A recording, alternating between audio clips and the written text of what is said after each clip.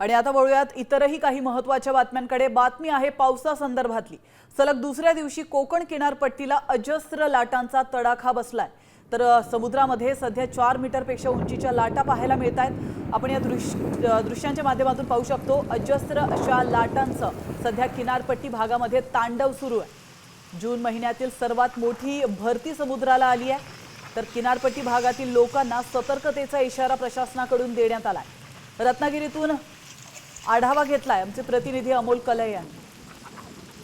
कोकण किनारपट्टी सलग दुसऱ्या दिवशी अजस्त्र लाटांचा तडाखा होताना पाहायला मिळतोय। आपण सध्या रत्नागिरीतल्या मांडवी किनारी परिसरामध्ये आहोत। या मांडवी जेटीच्या जर परिसरामध्ये पाहिलं तर उंचच्या उंच लाटा या किनाऱ्यावरती आढळताना आपल्याला पाहायला मिळतात।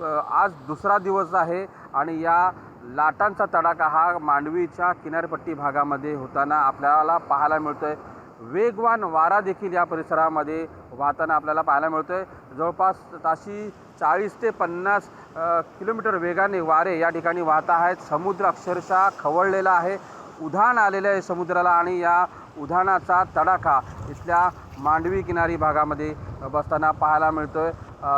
कोकण किनारपट्टीच्या अनेक भागामध्ये हीच परिस्थिती सध्या पाहायला मिळते। काल आपण मिरा परिसरामध्ये होतो। मिरा परिसरामध्ये देखील अजस्त्र लाटांचा तडाखा हा मानवी वस्तीच्या दिशेने जात होता आणि अक्षरशः तिथे देखील लाटांचं तांडव पाहायला मिळत होतं आणि आज देखील तशीच काहीशी परिस्थिती या मांडवी परिसरामध्ये आपल्याला पाहायला मिळते। अमोल कलय, साम टीव्ही, रत्नागिरी।